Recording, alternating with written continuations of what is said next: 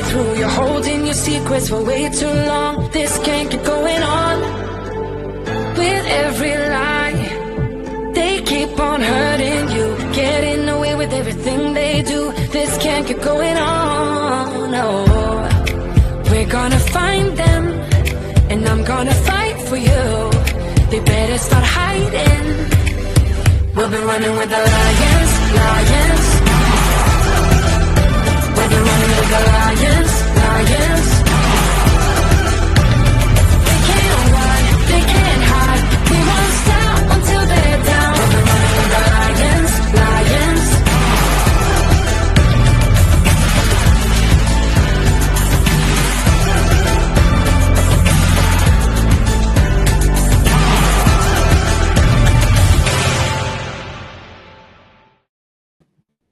Hello, everyone, and happy Sunday. Welcome to another episode of Gloves Off. I'm your host, Dr. Kalpana Sundar, and happy July 4th weekend. So I'm excited for you who are joining us today. I hope you had a fun weekend so far, enjoyed some fireworks, the beach, and whatever else you did that was fun over the weekend. And I'm so glad that you're joining us. If you are new to Gloves Off, well, this is a show. It's a show, but it's also really a space for bold truth, people who are disruptive in their own industries. So they're not doing things in the way that everybody else does them. It's a place where we talk about bold truths. You know, we're not going to sugarcoat stuff. And frankly, people really appreciate that. I think there's a lot of sugarcoating in the world, and I don't think it's really serving anybody. So we are going to tell bold truths. So, you know, welcome if you've never been here before. And if you have, well, welcome back. Just a quick shameless plug. If you haven't subscribed to my YouTube channel, most of my content is going to eventually be on here anyway. So go take a minute to subscribe. That is the QR code, so you can check it out and see all of my content, not just the show. There's a lot more to it. Wonderful. Well, I'm excited about today's episode because, well, I've been trying to interview Jeremy for a while, but we've been it just wasn't working out because we're both really busy. But I have had a fantastic experience with Jeremy Meinecke because I was working out with him, then I moved, so I'm not anymore.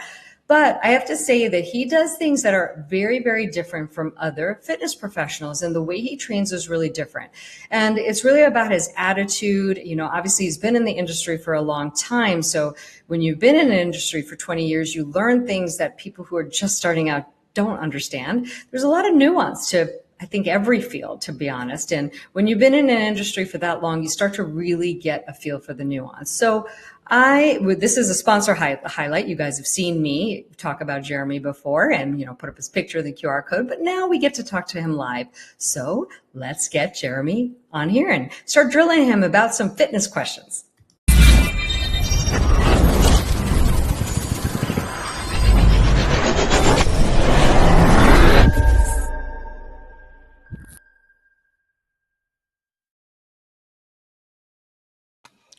Hey, Jeremy, welcome to Gloves Off. Hey, Kalpana, how you doing? I'm doing great. So it's so great to have you here. I am excited. Yeah. First of all, I love your background. It's so awesome. So thank you. But I have the sword also. Oh, you do? Make it complete. Yeah. It makes me feel like I'm in some sort of sci-fi movie because that's the Matrix. Is that the Matrix behind you? I feel like I'm in a sci-fi movie all the time. Yeah, this is the Matrix. And this is the sword from the show The Witcher. So very cool. Well, I think, you know, for those of you watching, that probably gives you a little bit of an idea about Jeremy's personality. It's a little dark and disruptive, but like on point when it needs, you know.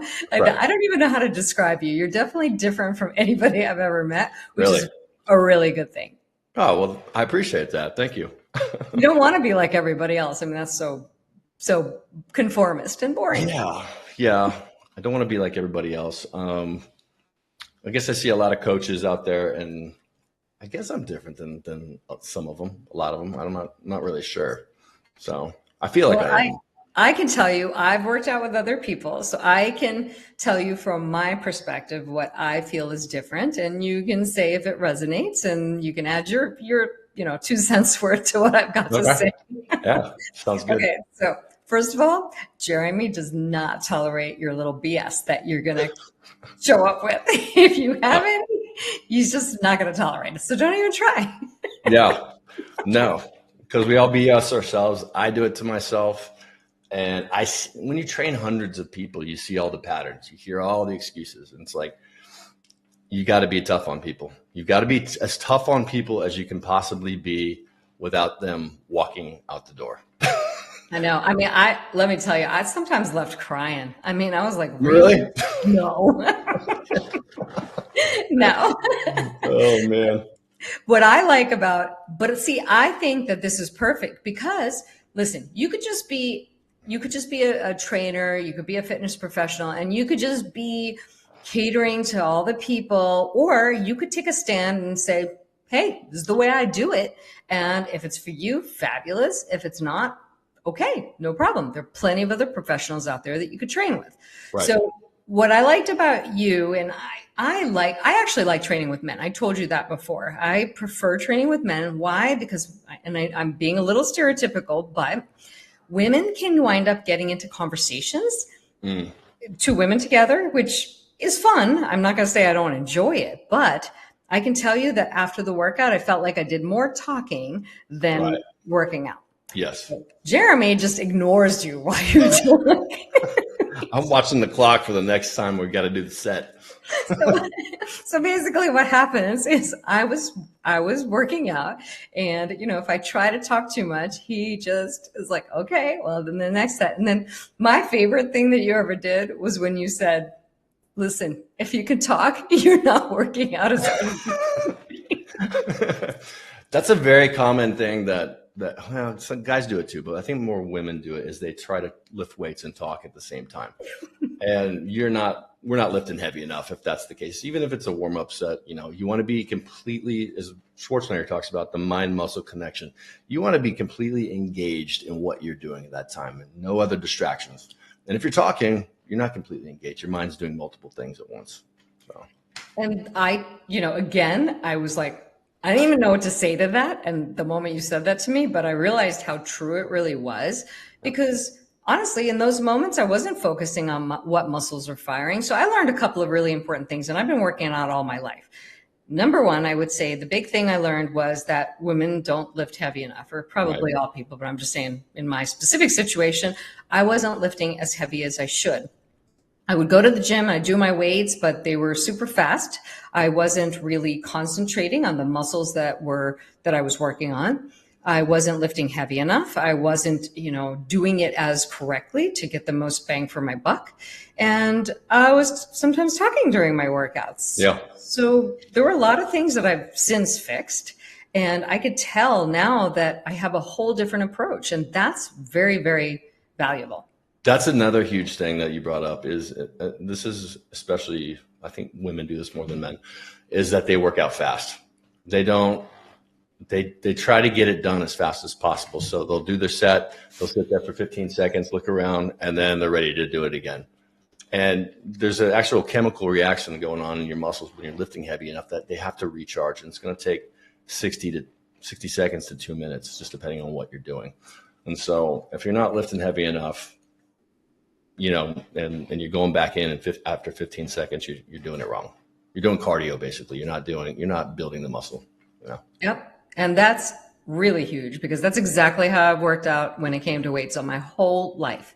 But when I was working out with you, I couldn't get back to it for at least 90 seconds. I needed the break, which showed me how much heavier I could lift. And I was actually pretty surprised at how heavy I could actually lift. Yeah. Obviously, it's always good to work with a professional, because, if you're lifting heavy, you have to do it correctly, or you're going to hurt yourself. Exactly. And so the other thing that I noticed about you is you really will spend a lot of time correcting my form and all of those things. So, it's nice that I could talk about it firsthand. Otherwise, everything would be theoretical. But, when you are lifting heavy, you really have to do it correctly, or you're definitely going to hurt yourself. So That was also another huge thing that I found to be very beneficial.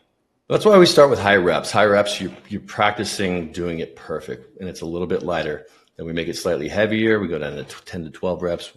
We try to maintain that form. And then when you're really trying to grow, you're at the 6 to 8 rep range. And that's when you can hurt yourself if you've got bad form. And I see a lot of, people with bad form out there. And that's how you get hurt. That's how you get hurt.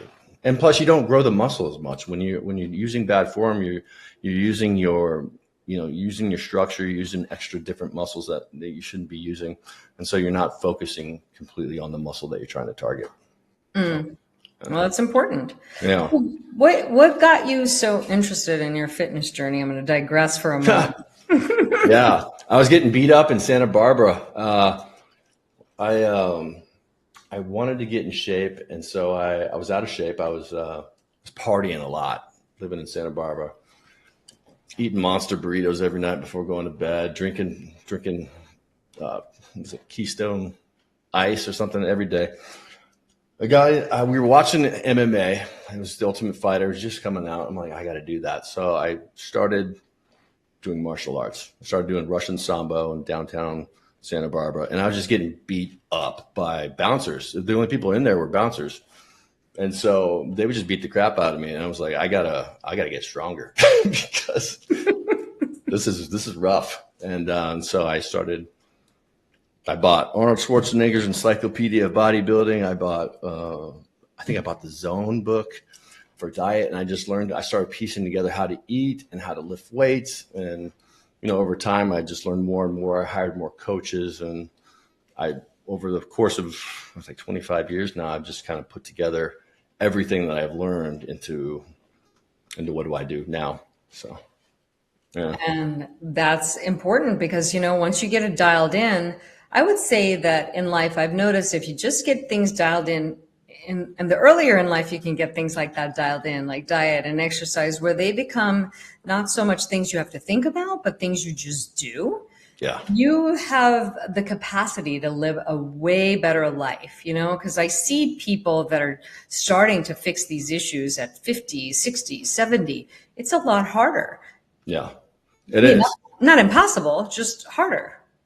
I have my complete fitness on autopilot. I mean, like you've seen how I structure things. You eat this at 8 o'clock, you eat this at 10, you eat at 12, you eat at 3, you eat again at dinner time. I wake up at a certain time, I go to bed at a certain time, I drink water at these different periods.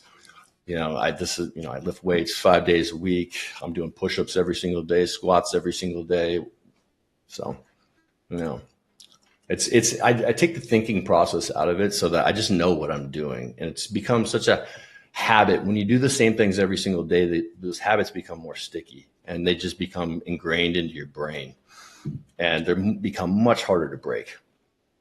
It's really true because even if I would say sometimes stuff happens in life, right? So maybe you go off the rails a little bit, but I would say that once something has become a habit, you going back to your normal habit is a lot faster than if you didn't create the habit at all. So for example, I moved, which and, there was a week or two that things were not on point, but it gets back on point really fast. And I would say it wasn't completely in disarray, it just was that I didn't do as much as I normally do. But for the people who haven't developed habits at all, I think it's really hard to create a routine. And consistency, if you just know you're supposed to do it, you just don't think about it. You're like, well, I've got to do it. I write my workouts in on Sunday for what's going to happen, what days I'm going to work out, what time, what I'm doing, so I don't have to think about it, and then I just go do it. Right. You don't think about it. Your mind becomes more resistant to the pain. It just gets used to it. Your mind gets tougher. And so, if you're just thinking about, what's the plan for today? You're going to pick the path of least resistance. At least I typically would. I'm gonna go look in the fridge. What looks good? Probably something with carbs and fat in it, and not a lot of protein. That would be what most people are gonna gravitate towards. I'm gonna eat that. Pizza. Okay, there's some pizza in there. I'm gonna eat that. Who doesn't love pizza? Well, I don't know. Sometimes you make it sound like you don't. One day, hey guys, for the audience out there, one day I ate pizza instead of what I was supposed to eat. One day. I'm guessing it was more than one day. Maybe it was one day I admitted to. Yeah. As a pre-workout meal too, it was pizza. Yeah, and no wonder I couldn't really lift so heavy that day. So that was a rough day at the gym with Jeremy. No. I was like, "What'd you eat today?" Sorry, I got something in my eye here. Sorry. You were like a deer in the headlights. Exactly. I asked all my clients that too. I'm like, what'd you eat today? And so I always put them on the spot. And so they have to look me in the eyes and tell me what they ate. And when he does that, I can't think of a lie fast enough. Because the reality is I could have lied. I could have just said chicken. Really. I mean, anything would have been better than pizza. I could have just said chicken. Yeah, and you'd have been off the hook. I know, but no, I didn't say chicken. I said pizza. I was like, what an idiot I am. Anyway, but I'm joking about it, but it's so true because I actually in that moment realized how much of a difference it really made, because I don't know that you see that cause and effect as easily a lot of the time, right? You don't know because you eat something and you do something, you may not really think about it. But though I think just the day before, or a couple of days before, I was lifted and I was really performing so well. And then that one slight shift and I couldn't lift as heavy. Yeah. And I see that a lot. Like I'll ask clients, oh, what'd you eat? And I had this one client, and I wrote out his diet and he was not eating what I'd asked him to. And one day I was like, what'd you have for breakfast? And he told me, and I had already looked it up beforehand, so I knew because he logged it. And it was 23 grams of carbs in his breakfast. And I had him eating 46. So he didn't have the energy to lift weights. So once he started making that switch, his muscle mass started going through the roof, like immediately. Like within 2 or 3 weeks, his strength was just going up. His muscle mass was going up. He's like, I guess I should have just eaten what you told me to eat. I was like, yeah, I don't just make it up. Yeah. And that's the other thing, because really diet is so huge and a lot of people don't realize that.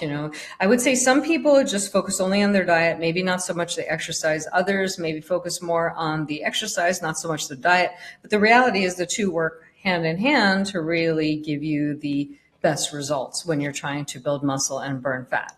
I think most people think that they can out-train their bad diet. And so they'll eat whatever they want. They think they're in high school. If they have been out of the gym for a while, they think they can come back and eat whatever they want and they're going to make gains. And it's just not. You might get a little bit of gains for a month, but it's not going to continue. All right. So you've got to eat right constantly. And so if you're trying to lose weight or get toned up, you got to be in a high protein diet. You got to be in a caloric deficit, and you got to be lifting weights at least 3 times a week and walking every single day, preferably fasted if you can. Mm-hmm. Yeah. Well, that's a huge change that took me a little while, but you'll be so proud. I've been really doing that here because it's easy, because I have a gym like right 2-minute walk. So I don't have to like drive anywhere. And sometimes what was hard for me is maybe putting that hour and, just an hour and a half all together was hard for me. But what I've noticed now is because things are convenient for me, I can actually do that part in the morning. And I can get that out of the way, but then I can just get to work. And then I go work out later in the afternoon. Right. And because you were focusing on that, I mean, maybe that helped you make a decision because we started focusing on lifting weights and stuff like that when you moved to your new place. Maybe that was something that helped you move to make that decision. And so when you start focusing on working out and stuff like that, you're going to naturally start gravitating towards things that are going to make it easier for you. You know what I mean? Yeah. So if you make it easy, if you get to a gym that's close to you, my gym's 8 minutes away, it's close. You're way less likely to miss because there's less friction. 100%. And, I agree with you 100% on that. Just knowing that they had a really good gym here actually made me want to live here more. Yeah. Because I knew I could just, it's right in the apartment complex. So I'm like, just go there. And even if I go twice, it doesn't matter. I mean, I could go later. And the friction to working out is next to nothing. Yeah. Even if let's say I don't work out super hard every day, but I've been working out a lot more frequently, and consistency is key. If you're working out more frequently, that's going to make a difference. Whereas before, if I had to drive 30 minutes, maybe I was getting 3 days a week, maybe I was getting 4, but now I'm going to get more because I don't have that friction to drive anywhere and have to battle traffic, et cetera, et cetera. Right. And consistency, like you said, is huge. I'd rather someone be consistent than going in and crushing it twice a week. I'd rather have them go in 5 days a week, and you will get more intense over time. But, you're much more likely to miss and to not make it if you just go in and you kill yourself twice a week. I don't think that's a good plan. I think if you can make the habit a daily habit of doing things, you're way more likely to succeed and stick with it. Yeah, I would agree. I mean, rather than do 2 days a week, if you do more days a week, more consistently, you're going to be better off. The other thing that I really love is they actually have a heavy bag at my That's gym. cool. I was like, boy, this is awesome. Because even if there's a day that I don't feel like working out, I mean, I don't know, but I'll still go punch a bag for 15, 20 minutes. And Yeah. a really good workout doing that. Yeah. Pretty wiped out. Although we never got to do our sparring. We didn't. I don't know. You were talking a lot of shit. I mean, I don't know. You just never let it happen. I think you were afraid. I might have been afraid. Afraid to knock out a client and get sick. Yeah. Well, I had my whole plan about how that spar was going to go. Oh, you did? Oh, I did. It's like, I'm just duck low where maybe you can't see me, just maybe hopefully kick your leg before you saw me. And then, I don't know, the rest, I had no clue. If that doesn't work, run away. Scream like a girl. But no, honestly, I joke. But martial arts, is really fun. I think that's where Jeremy and I really connected because we both liked martial arts. So tell me what changed. You were saying you were getting beat up, and obviously you needed to get stronger. But how did that shift occur, and what did it do for your life? Yeah, getting beat up. There's a difference between getting in street fights and then getting beat up by professional or very trained fighters. So I went into Russian Sambo, then I went into Brazilian Jiu-Jitsu, and then it was in the late 90s. I was wrestling at the Lion's Den with Ken Shamrock. I was training professional fighters, people that were in the UFC, and it's a whole different level. I mean, you need to take Epsom salt baths or ice baths afterwards because you are hurting. And I ended up getting injured there, and it took me a little while to figure out how to fix that injury. But then I just kept going. I started doing more Brazilian Jiu-Jitsu. I started doing boxing, Muay Thai, some stick and knife fighting, Wing Chun, things like that. I think that discipline really we had a lot of friends that were in the party scene, and I would go out a lot and party, but I think there was the discipline of showing up and doing martial arts and being in the gym and eating right every single day really kept me out of going all the way, down to where people are just partying all the time. And it kind of pulled me out of it. There was a point in my life where I could have gone this way or that way. And I really feel the health aspect, because I really valued my health so much that I chose to take the route of continuing to eat right, lift weights, party less, and do martial arts. And eventually, I don't party at all. So not really. Yeah. Well, it's interesting that shift that does occur, because once you start to place such high value on your health and well-being and your performance, the choices you make really do reflect that. And frankly, I've noticed that even most of the people I hang out with pretty much are the same way. Because everything starts to shift. You're more around like-minded people. Not that everybody is, but most of the people that you start to have more in common with, I would say, are going to be of that mindset. Yeah, it's great, and it's funny because I have a lot of clients that when they come in, they'll be drinking and stuff like that, and they'll start working out, they'll start eating good, and they'll start seeing results, and they want to take it to the next level. And I'm like, okay, well, I would suggest you stop drinking completely. And so some of them will stop, and they'll drink on the weekends, and then I got all these groups of guys now, and some women, and they just completely stop drinking, and then they see their body fat drop another 5%, or they drop the last 10 pounds that they couldn't get off. And that was me. I was 15, 16, 17% body fat for a long time, and then when I quit drinking, I was able to just get really cut up. Yeah. Because that stuff, alcohol slows down your metabolism. It stops your body from being able to build muscle or burn fat. Yeah. And nobody tells you that. Nobody tells you that because, there's a big industry in alcohol. It is a huge industry. And of course, they're not going to tell you that. We've normalized it in our society. And Honestly, I think we've normalized it way too much. That's just my personal opinion. So, but this is my show, so I get to say that. I agree.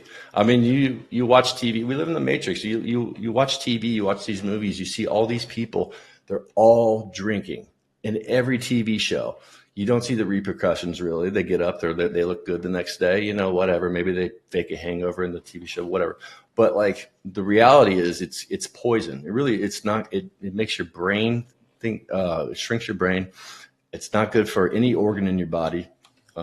It's poison. It really is. And it's been normalized to be like, this is what we just do. This is good for you. This is how we have fun.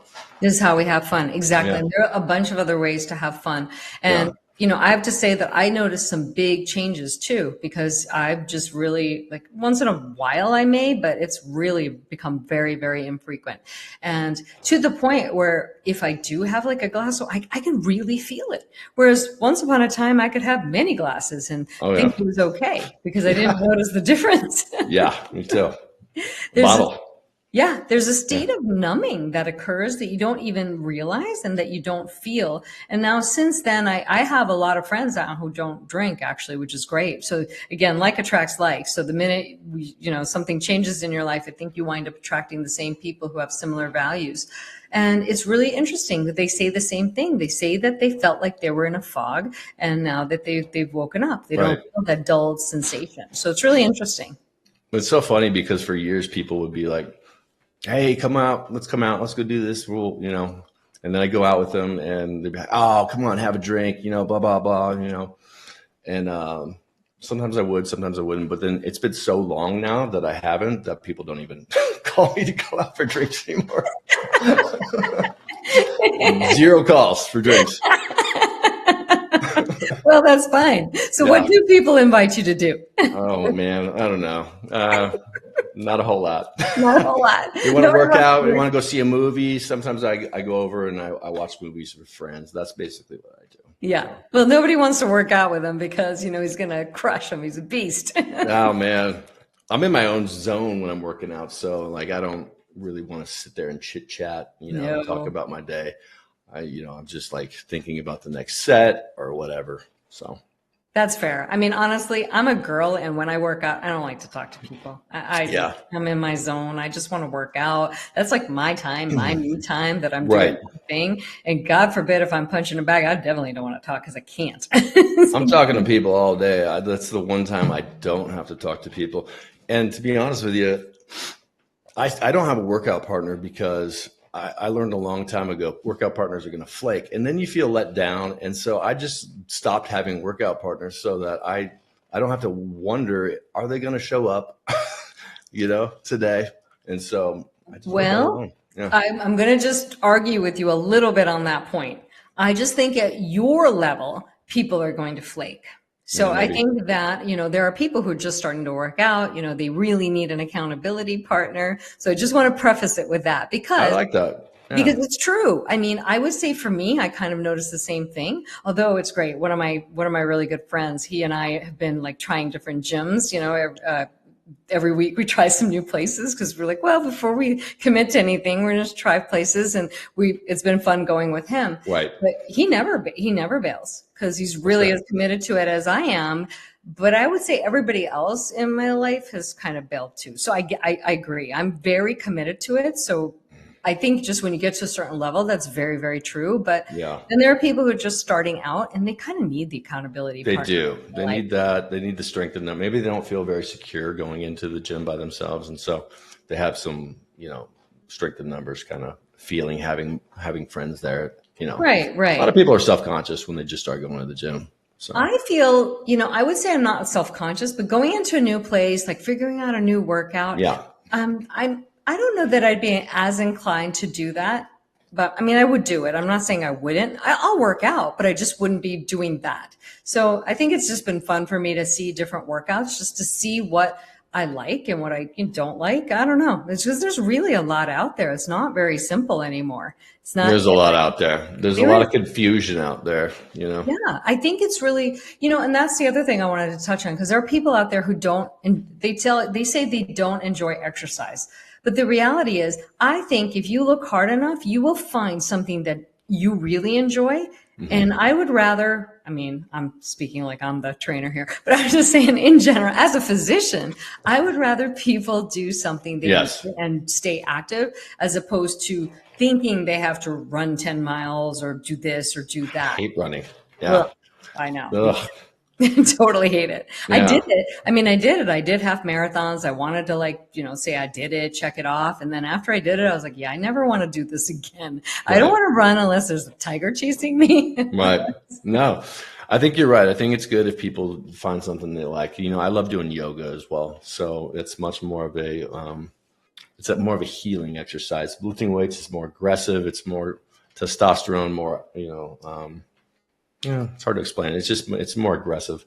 And Well, it works well together. Those are really great compliments. And if you can do yoga as well, then it's more of a healing. It's good for your spine, it elongates everything. It's a good balance if you can do both. I totally agree. Now, I don't like yoga as just my only thing. There's a lot of people out there who only do yoga. I know. Well, I don't know. Frankly, they don't really have any muscle mass for that. I don't know. And it's not for me. It's too boring all the time. I like a mixture of both. I like to do my aggressive stuff. And then I like the yoga as more of a healing as well. Yeah, me as too. my only exercise. I mean, after I go punch and do all the crazy things, then I'm like, oh, I do some yoga. Perfect. I just did it about 2 hours ago. I was in my sauna, and then I get out and I do yoga. This is my day off from lifting. So Nice. So what was your favorite martial art? And I don't know what Russian Sambo is. So actually we can start by you telling me what that is.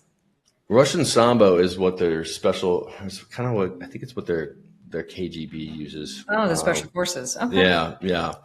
It's wrestling based with submissions, and they do something a lot differently than Brazilian Jiu-Jitsu does. Is they incorporate a lot of ankle and leg locks and twisting ankle and twisting leg locks, which can cripple somebody very easily.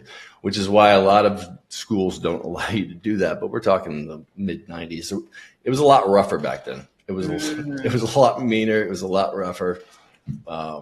It's gotten a lot safer than it was, I'd say 30 years ago. So, Yeah. Well, because I mean, Krav Maga is the Israeli military uses Krav Maga, but I still don't think it sounds as brutal as what you're describing. I did that too. I did Krav Maga for like 2 years. I really liked it. So, yeah, I liked it. I liked it a lot. It was actually a lot of fun. Yeah. And so, what was your favorite out of everything?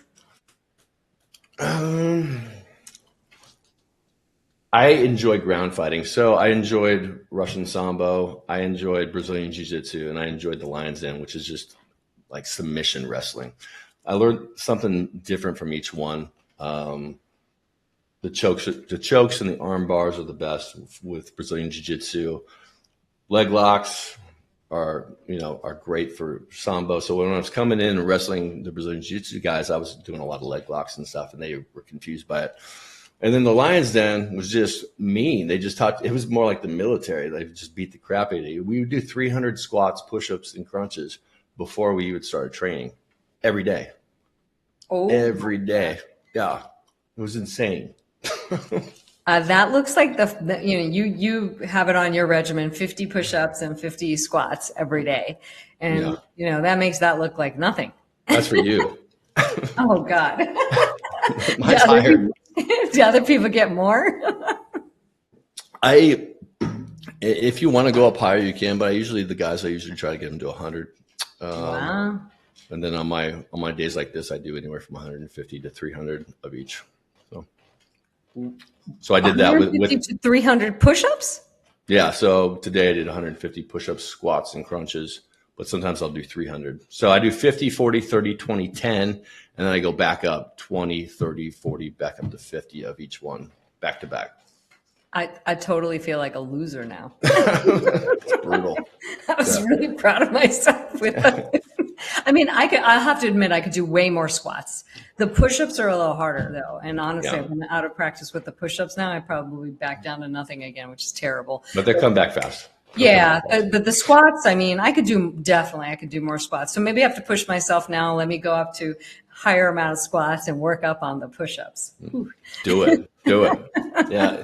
That's typical. I mean, I've had one lady, she was 60 and she couldn't do one single push-up, but within like 2 months she could do 30 regular push-ups without stopping. That's really good. No, that's really good because it's harder for us women to do those push-ups. We don't have as much of the upper body strength. I could squat. I mean, girls have almost the same. Squat. Girls have almost the same strength in their legs as men. I mean, it's probably 80%. So it's their legs are very strong. Squats are great, but the upper body stuff is definitely harder. So what is if somebody talks to you about motivation, like says, "Oh, I just don't have the motivation to work out," what would you say? I don't have motivation to work out all the time. That's why I have a habit. I make it my habit. I don't think about it. You know, if left to my own devices, I would be sitting in my living room, eating pizza, binge watching Netflix, and drinking wine all day long. But I have to set rules for myself so that I don't just fall apart, you know, and become weak, and I'll be no good to myself or anyone around me. And honestly, it makes me happy. I love work. If you do it long enough, you're gonna love the way you look. You're gonna love the way you feel, and then you create this neurological association of the act of doing it with how you feel, and then you start to love it. Yeah, it's so true. I just ordered because I think I told you this before that I was really trying to do a pull-up. You know, that I just really want to be able to do that. I have no idea why. I just really want that. But I can't pull myself up yet. I mean, even though I've been exercising and everything, it takes a lot to pull up my body weight. So I just ordered the bands. You know, we have a pull-up bar at the gym. So I ordered those. So I'm going to do it. I want to get to the point where I can do some pull-ups. And there's just little things like that when you set goals for yourself that something's important to you. You don't even know why, but I just want to be able to, when I see women doing it, I'm so impressed. I'm like, yes, I want to do it. That's awesome.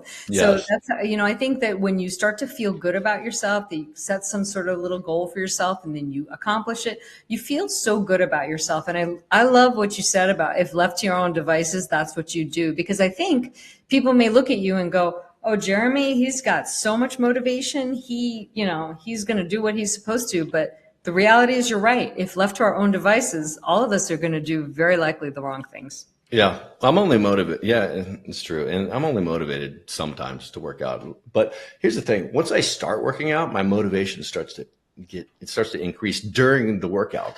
Yeah, I'm like, I'm getting into this. Now I feel alive. I feel excited, you know, getting there. Right. What I do when I don't want to work out is I tell myself I'm going to go work out for 5 minutes. Yeah, that's a great plan. I think that's what because in my mind can't deal with the full commitment of the hour and a half. So then I just go, okay, you know what? I'm just going to go for 5 minutes. And then of course I start and it's not 5 minutes. I can stay. Yeah. And that's a great plan. What I used to do is, this probably isn't a very healthy thing, but this was in my 20s. I would have a Red Bull or a Rockstar right next to my bed, like the big one. I'd wake up and I'd just drink it in bed, and then I would be wired. And then I'm like, all right, I have to go there's no way I'm going to sit here wired at 5 a.m. You know, I'd have to force myself. So, you know what that made me think of? So the pre-workout. Yeah. So I never have done pre-workout. So Jeremy had me get some pre-workout that was non-stimulating because I'm very sensitive to caffeine and all that. So the first day I took it, remember you said I looked a little high. I was so so wired. I remember that. Yeah. And I think did you get Wave, the pre-workout Wave? I don't remember. I forget. It was whatever you told me to get. I don't remember. Okay. And okay. I remember what we got. Yeah. Okay. Yeah. So, but I have to say that stuff is awesome because I've never really used those things and I didn't know how to use because I didn't know how to use them. But the supplements and all these things, they really do help. And that's the thing when you have somebody teaching you how to do all these things, because even though, you know, you're too far away now, but at least I have been able to keep up with the things that you've taught me, the diet, the exercise. I mean, it's so much more dialed in than even I think it was when I was training with you, because now it's just become real solid for me. Because I think I was about to move, and I think there was a lot of stuff going on that I had to, you know, a lot of changes in my life. But now that I know I'm settled, it's actually really gotten dialed in so much better. I love that. That's awesome. Yeah. I mean, I wasn't gonna get on the show and tell you things fell apart. That was not gonna happen. Good. Yeah, but it's really cool. So also you were saying, I think, how would you say if somebody needs to match their workout to their life, what would that be for? I mean, obviously it's going to be different for everybody, but what would you recommend for people who are trying to really match their workout to their life? Yeah. I always like to ask people, what their hours look like, and they're like, "Oh, I have no time," blah blah blah. And so I just try to have them start doing little things, and whatever if you're focusing on your health, like you're going to start that time is going to start to expand, and you're going to start looking for ways to incorporate more things into your life. Like you moved into this apartment that has a gym. Okay. Like those little tiny decisions. And when you focus on that over time, it's going to really expand. And next thing you know, I mean, now I'm doing this for a living, it's like it turned into my entire life. I never thought it would be that way. But if you're just starting off, like just try to get some kind of like, even if you can only work out for 30 minutes a day and just doing push-ups or squats and crunches and walking, and you don't have access to a gym, just get to the point where you're doing that every single day. And then I think there's going to come a point in your mind when you're going to want to say, I want to take this further because I want to achieve more. And then your mind's going to look for ways to do that. But you got to stay consistent. You got to stay consistent with the little things. I think that makes a lot of sense because once it becomes part of your life, you almost can't live without it. Right. So, to be honest, I thought I was going to move here and I was going to join some sort of gym immediately, but I didn't really need to because I have everything I need right here. But then it's just the martial arts training. To be honest, I'm almost thinking I may just have a have a training session with a martial arts person one-on-one a couple of times. Yeah. Something. It's almost easier than joining a gym because then you only get a little, one of the things that I find annoying about, martial arts places, if you have a bunch of different people at a bunch of different levels, you can't get as good in your level. But one-on-one training, to be honest, I not only for, weight training for the martial arts, I feel all of that to be so much more beneficial just because I get a lot more out of that hour than I would have in a group setting. Yeah. So yeah, if you're doing martial arts, there's benefits to being in a group because you get to, let's say you're in Brazilian Jiu-Jitsu, you get to roll with people, all different types of people, heavier people, lighter people, better people, less people. So that's good. But if you're trying to get as good as fast as possible, then if you're just training with a straight black belt, you're going to move up it's going to be much bigger leaps on how fast you're going to get better. Whereas it's going to be a gradual incline if you're in a group setting because you don't get as much attention, to the little details. And those details really matter in martial arts, They do. They matter a lot. And it was, I would say that when I was doing martial arts more often, I was doing a combo with the group and private lessons too. So I was able to do group stuff and private lessons. But I just think right now, it always depends what your goal is. Right now, I think I'm just may focus on the private lessons just to really tweak some of my own stuff as to the best of my ability. Yeah, I would, if I could, I would love to just do private lessons with black belts at this point. Yeah. And maybe I will. Yeah. Well, let me know. This way, if you're training me, you can't beat me up. Or can I? No, but I think, everything, there's a season for everything, right? For a while I was really enjoying the group lessons and all of that, but I don't know. I just not feeling so called to it right now. So we'll see. I think I might just do some privates for a while and then go from there. Yeah. And then maybe let's talk about like cookie cutter fitness routines. There's all these things out there that you see. Oh, do this and you're going to get shredded, blah, blah, blah. So what is the fallacy in all of those, get fit quick schemes? Yeah, there's no like if you're doing some kind of fad diet or something like that, they typically don't work. So if you're eating low calories and you're like starving yourself, you're losing a lot of muscle mass. You got to do something that's consistent that you see progress with over time. So, high protein diets, you gotta be on a high protein diet, or you're not gonna build muscle, and then you're gonna waste away. What else?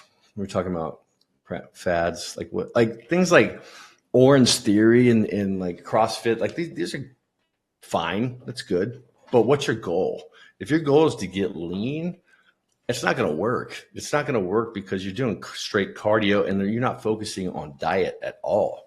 Mm-hmm. Your muscles will get slightly bigger from the activity, slightly, but they're going to plateau after like a month or two. They're not going to continue to, you're not going to continue to increase muscle size, which is your metabolism. The more muscle you have, the faster the metabolism. So I see people that I have friends that do this. Jeremy, I'm in Orange Theory, and I want to have a six pack, and I talk to them and tell them what I think, and then they never do it. Yeah, it takes a lot to get a six pack because you really got to burn all that fat, build all that muscle. It's not easy. And I agree with you. So there was so I when I first started getting aggressive about working out, I actually joined Orange Theory because, I think it's a great place to start just getting more active. Totally. Sure. Because there are things that are good about it. So first of all, sometimes when I'm in there, I forget I'm working out because I kind of think I'm partying because the music is really loud and pumping and it's fun and I forgot I was working out. So if you're just having trouble getting motivated to go and work out, I think it's a great way to do that. But after some time, I noticed that I wasn't really seeing results. And then that was around when I made the switch to martial arts because I found a martial arts gym and I got a little addicted. And then I just left my Orange Theory membership. Now, I do still have some Orange Theory for when I travel because Orange Theory is everywhere. Yeah. So I know that no matter where I go, I can at least find a workout there. Maybe if my hotel doesn't have a good gym or something, some of those gyms and hotels are terrible. So, at least there's an Orange Theory mostly nearby. When I go visit Florida and stuff, I can go. So I think there's it's nice to know what's good for what. But yeah. One thing, one funny thing I've always noticed is that anytime I think about a workout or any kind of exercise program, I look at who's doing it. Right. And I try to get a fair assessment of who shows up and what their physical fitness looks like. Right. And if it doesn't look like what I want to look like, it's probably not what I want to be. So. Yeah, I agree. I see a bunch of coaches that aren't in shape and I'm just like, but it's kind of weird. Maybe they get clients because they have people that are really out of shape or whatever, and maybe they feel more comfortable with the coach that's not in shape. I don't get it. Oh, I think that happens. I would think that happens. Yeah, absolutely, because it could be too intimidating to work out with somebody too fit. Now, I'm of not that camp because you're not like some kind of level of fitness that I can't. I want somebody to train me who is so far ahead of me that I got to really work to get there. That's how I've been my whole life. I always hired people that were way ahead of me in fitness or in martial arts to just beat the crap out of me. I'm here. I don't go that far. Yeah, just yeah, and I loved it. It's definitely a masochist. I'm like, oh my God, I don't want to get beat up. Mm-mm. Oh, I love it. When we used to do our, martial arts classes in Muay Thai, I'd just be like, just don't hit the face. Yeah. I was like, I don't care. I'm bruised all over my body. That doesn't matter. Just don't hit the face. I'm with you on that. I had to have my deviated septum fixed. You used to do that for surgeries, didn't you? Yeah. I had my nose broken like 6 times. Exactly. And I'm like, I just really like my nose. Yeah, I don't want to do that again. It's like, no. But no, I agree. I think people are all different. I think there's some people who would feel intimidated by somebody that's maybe so much further and maybe something feels more attainable to them. So that's who they're going to pick as a coach. And then there's others like you and I want somebody that's so far advanced to me that it's going to take me a lot of work to get there because that gives me way more incentive. That's just how I operate. I want to get to, I look at the people above me. And when I was working out by myself when I was in my 20s, I would look at the biggest guys in the gym and I would try to not be annoying, but to try to make friends with them and then to try to pick their brains. Like, oh, what are you doing? And I'd watch them. Oh, that's the secret. He's lifting like this, and I would do that over the course of years and try to pick up little things here and there. And I would try to get to their level somehow. Mm-hmm. You know what I mean? Yeah. So, no, I think, I think everybody's different. And I think really what I would say to sum up a lot of what we're saying is that number one, find something that works for you. The same thing that's great for somebody else is maybe not for you, but I would rather see people out there just getting active and starting to be less sedentary, working on their diet, cleaning that up because, I see clients sometimes and they have issues with weight. And, one woman told me today or yesterday, I don't know, she said, I'll be honest with you. I think I can manage the food, to food prep and eat a little healthier and all that. She says, but the exercise, I don't see myself doing that. And you know what I said to her? I said, let me ask you something. I said, how do you want to live your life moving forward? Do you want doctor's visits and disabilities and wheelchairs, or do you want to live a vibrant life, where you're doing all the things that you enjoy? Well, that really hit home with her. And she was like, okay, all right, I see what you're saying. I've had so many conversations like that with people, because I'll take calls all day long, and they'll be like, I'm willing to lift weights and do stuff, but I'm not going to change my diet. And I'll just say, well, then you're not going to lose weight. You're not. And I'll just be straight blunt with people. And typically those people won't train with me. And I don't want them anyway. Well, I like that you're so specific about who you're going to train with and who you're not going to train with, which is perfect. So, yeah. And on the training here, I mean, I know Jeremy's tough, I mean, if you're just looking for somebody to sugarcoat things and tell you you're great, then Jeremy's probably not the one you want to work with. But if you're somebody who wants a challenge, you want to level up, and you want somebody who's going to help you get there, well, that's when you call Jeremy. He's got his specific client dialed in of who he wants. Yeah. If you're messing around, I'm going to call you out on it. I'm going to call you out. I will give you compliments along the way and try to boost you up, if you need it. But if week after week after week, if stuff is not going right, then I'm going to call you out on it for sure. Absolutely. I still hear your voice in my head. If I'm talking, I'm not lifting heavy enough. I'm like, oh, okay, no talking, lift heavier. Oh my! I had these one clients, and they go camping a lot, and so they were trying to convince me that they couldn't get the amount of protein into to do that. And I'm like, oh, well, we got to wash cups out there, blah blah blah blah. Give me that paper cup, all right? I dump a scoop of. This is in their kitchen. I dumped a scoop of protein in there, put water in it, and shot it. No, you can't do that. And they told that story for years. It's true. It's really true. And you know what? When I travel now, guess what I do? I pack my protein powder. Well, good. You got to. And I also take, I have this little, I don't know what it's called. It's like a little whiskey thing, a whisker. I use it for my coffee too, So okay. Yeah. So I don't know, it works great. And it's tiny and it's portable. I have to tell you, just that makes it more palatable, because otherwise you get the lumps in the shakes. So yeah. So I just take that with me, because, I mean, I can tolerate the lumps, but it's not so delicious. So I just take that with me, and then I have my protein scoop and pour it in there, and I'm good to go. So it helps me stay even more consistent while I'm traveling. And I have to say, when I do that, I eat a lot less junk when I'm traveling too. Yes. I'm not as hungry because I'm eating the protein all the time. That's the thing. You got to eat. As long as you're eating good food, you're less likely to start craving a bunch of crap. If you're consistently eating every 2 to 3 hours, quality meals, after a couple of weeks, your body's going to stop craving potato chips and stuff like that. Oh yeah. I mean, I don't even remember the last time I craved stuff like that. I mean, which is great, because the more protein I eat, the less I eat that stuff. I mean, as long as we're consistent on protein, I've noticed that most of those things fall to the wayside, which is great. But good. So now all of you guys out there know the tricks to staying healthy and staying fit. Jeremy's email is over there. I'm going to put up the other thing here, because this is your website, or you can scan the QR code and check out his website and schedule a consultation with him and see if he's a good fit. But now you know what he's all about, so you know what you're getting into. Which is great. But thank you so much. I have to say that, again, people can train you, but you are a personality. And that's Thank you. I appreciate that. It always made it fun. I have to say I miss it. I mean, I'd much rather go to the gym and have you tell me what to do and me not think about it. But unfortunately, it's just too far of a drive. And I hear you. But it was fun. Yeah. But the best part about it is that I have been able to utilize the things that you've taught me and, keep it in. I don't think I would have done as well on my own as I'm doing now. Let's put it that way. Good. I'm glad you took something away from it.